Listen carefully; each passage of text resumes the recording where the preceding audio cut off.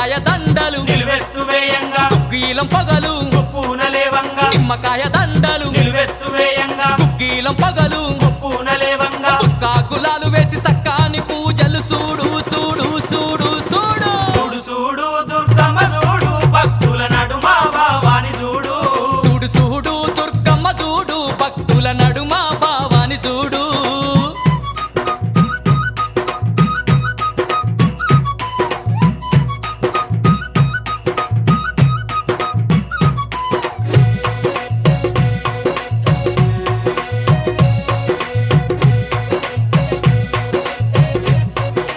అమ్మా